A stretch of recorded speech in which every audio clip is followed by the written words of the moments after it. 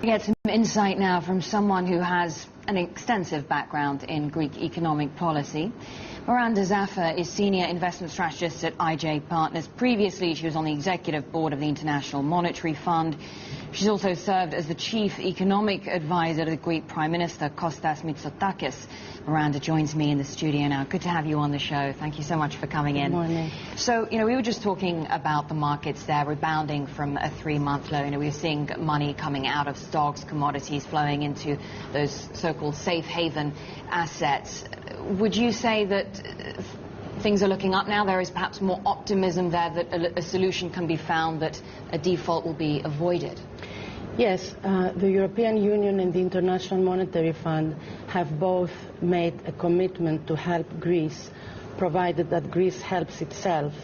And hopefully the Prime Minister will win the vote of confidence today, and the medium-term fiscal plan will be voted into law by the end of this month. What happens if he fails to win that vote of confidence? Well, it's important to understand that the Prime Minister's political survival was at stake last week, as members of parliament of his own party were resigning one after the other in protest of the austerity measures. So he tried and failed to put together a national unity government. So instead he decided to reshuffle his government in a way that brings in different factions of his own party. So I think there is little doubt that he will win the vote of confidence today, and that he will win approval for the medium-term fiscal plan. Now, whether such a heterogeneous government can in fact implement the plan is a different question altogether. And this is the problem, isn't it? Because, yes, we're all focusing on this vote of confidence, and there was a reshuffle in the cabinet, and, clearly steps have been taken to try and stabilize the political situation, but his problems are far from over. He's been squeezed from inside the country, and then he's getting pressure from the EU and the IMF, and they're saying, listen, we're not going to approve a second bailout. We're not even going to approve the fifth tranche of your original bailout if you don't start cutting back. Absolutely. And then there is a question of whether his new finance minister, Mr. Venizelos, will be sufficiently tough with the unions, and whether he will cut spending. I mean, I have to say that nothing in his track record suggests that he will. There were huge spending overruns during the 2004 Olympics, which he handled. And the way he handled the IPO of the electricity company a decade ago is a case study in faulty policy making. Okay, so you're not very optimistic then about his chances of being able to turn things around. Nevertheless, he's pledged to crack down on things like the tax system, because, obviously there are loopholes there, and much has been said about tax evasion. Are you, how badly do we need to see some sort of reform of the tax system, and are you confident that it will be done in time to make a difference to the country's budget deficit and bringing it down this year? Actually, the priority should be on spending cuts, not on raising new revenues. So far, it's the private sector that has suffered an avalanche of new taxes, and that has deepened the recession. The tax system does need to be simplified, so that's a correct priority, but it's not the #1 priority right now.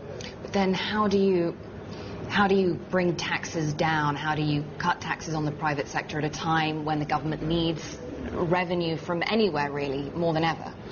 I think the government is talking about tax reform in the sense of broadening the tax base and cutting tax rates in a fiscally neutral way. So I'm sure that in the midst of this crisis, they're not going to curtail tax revenue. We're hearing from IMF Acting Managing Director John Lipsky there saying that he's not focusing on a second bailout, that he's actually focusing on this current payment and what Greece needs to do in order to get this money, that will see it through payments, bond obligations in July. Given the sort of deadlock and division that we've seen, not just in your country, in Greece itself, but also elsewhere in Europe amongst the ECB, the IMF, mainly the ECB in Germany, how optimistic are you about the prospects of Greece being able to avoid a default, or at least being able to implement an orderly debt restructuring? Well, I think that, as Mr. Lipski explained, the next installment is assured if Greece does its part. That's the big if, isn't it? By approving the medium-term fiscal plan. Then what I believe will happen is that the current standby agreement will be cancelled and replaced by an extended fund facility, an EFF, which is what Ireland and Portugal got. And then there will be a new negotiation on the measures to be taken more specifically in 2012 and beyond. Okay, so you're confident that Greece will be fine, because some people are saying, well, even if this payment on the original bailout is approved and assured, as you say, will that only sees them through to September? Then, you're just kicking the can down the road all the time.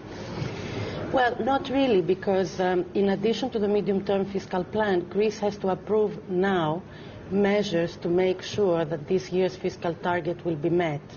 So the target is to reduce the deficit to 7.5% of GDP from 10.5% of GDP You're last year. confident that can happen? Well, they have promised to do that, and they better deliver. I mean, you heard Mr. Juncker's comments earlier.